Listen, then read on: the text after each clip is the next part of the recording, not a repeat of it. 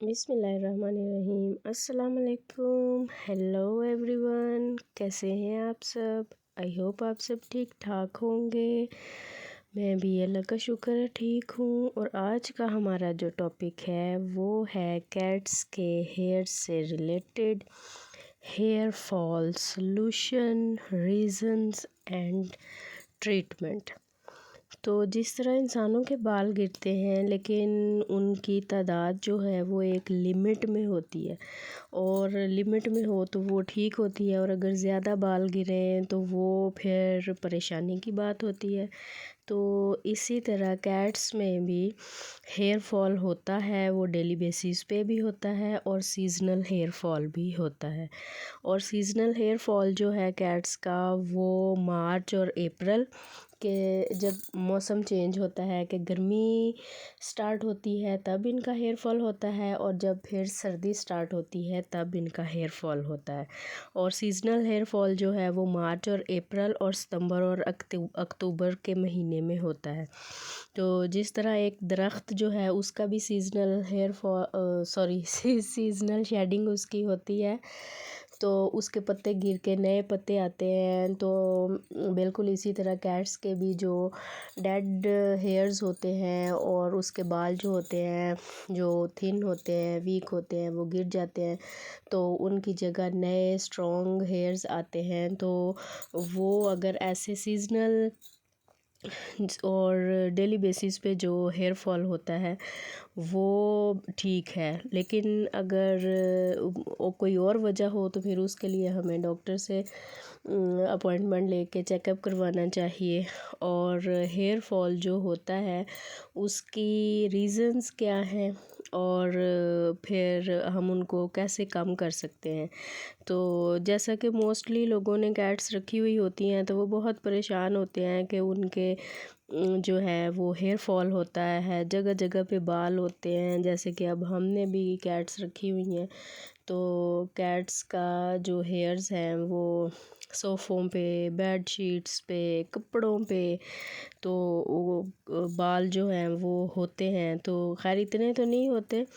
کہ اس کو کنٹرول بھی کیا جا سکتا ہے، تو ان کا جو ہے وہ ٹریٹمنٹ کیا ہے، کیسے ہم ان کو حل کریں گے۔ تو آج کی جو ویڈیو ہے اس میں ہم 5 سلوشنز پہ بات کریں گے کہ وہ 5 ایسے کون سے سلوشن ہیں جن پہ عمل کر کے ہیئر فال کو کنٹرول کیا جا سکتا ہے۔ ونٹر ہو یا سمر، کیٹ کو نہلانا جو ہے وہ مطلب منتھلی یا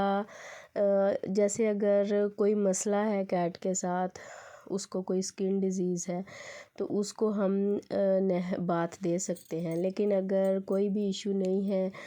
بالوں کا ایشو ہے، تو بالوں کی گروتھ جو ہے وہ اس کی گرومنگ جو ہے اور اس کو اچھا دکھنے کے لیے ہم کیٹس کو جو ہے وہ باتھ دیتے ہیں، اچھے سے شیمپو سے اس کو باتھ دیں، اس کو صاف ستھرا کریں، کیونکہ کیٹس کو جب نہلائیں گے ان کو اچھے طریقے سے ڈرائی کریں گے، گیلا نہ رہنے دیں ان کو، تاکہ ان کو فنگل کا رسک نہ ہو۔ اور کیٹس اگر صاف ستھری ہوں گی تو ہر کوئی ان کو پیار کرنا چاہے گا۔ تو جو ہے دوسرا جو فرسٹ والا تو ہو گیا کہ اس کو ہم نے نہلانا ہے، اس کا فر جو ہے اس کو شائنی بنانے کے لیے اور ہیلدی اور فلفی دکھنے کے لیے۔ اور دوسری جو سلوشن ہے وہ آئے گا کہ ڈیلی اس کو برشنگ کرنی ہے ہم نے کیٹس کو۔ تو کیٹس جو ہیں ان کے برش آتے ہیں، اگر برش نہ ہوں تو جو ہے ان کے وہ کوم میں ملتے ہیں، تو وہ لے کے تو ڈیلی ان کو برشنگ کرنی چاہیے، 2 ٹائمز تو مسٹ ہے نا۔ اگر 2 ٹائم نہیں کر سکتے تو 1 ٹائم بھی آپ ان کو برشنگ کریں، تاکہ جو بھی بال گرنے ہوں وہ برشنگ کے دوران نکل جائیں اور گھر میں جگہ جگہ بکھرے ہوئے نظر نہ آئیں۔ اور برشنگ کی ہوئی ہوگی تو کیٹ جو ہے ان کا فر، ان کا کوٹ جو ہے وہ ایسے فلفی سا لگے گا، اور پرشین کیٹس جو ہیں وہ ہیلدی نظر آئیں گی، تو ہر کوئی جو ہے وہ اس کیٹ کی تعریف کرے گا، اور اس کی تعریف ہوگی تو دیٹ مینس کہ وہ آپ کی تعریف ہو رہی ہے۔ اور تیسرا سلوشن جو ہے وہ ہے کہ کوشش کرنی ہے کہ اگر آپ کا کٹن ہے، کیٹ ہے، کچھ بھی ہے، ڈاگ ہے، کوئی بھی پیٹ آپ کے پاس ہے، تو آپ نے اس کو ڈیلی بیسس پہ دن میں ایک بار بوائلڈ چکن ضرور دینا ہے، اور اس کے ساتھ یخنی بھی دیں۔ اور جیسا کہ آپ سب جانتے ہیں کہ چکن میں پروٹین زیادہ مقدار میں ہوتی ہے، تو اور پروٹین جو ہے وہ ہیئرس کے لیے بہت ضروری ہے، تو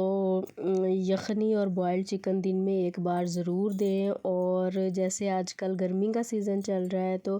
گرمی میں کوشش کریں کہ کیٹس جو ہیں ان کو ڈرائی فوڈ جو ہیں وہ زیادہ نہ دیں، ہوم فوڈ جو ہے وہ دیں، کیونکہ گرمیوں میں ڈی ہائیڈریشن کا رسک جو ہے وہ بہت زیادہ ہو جاتا ہے کیٹس میں۔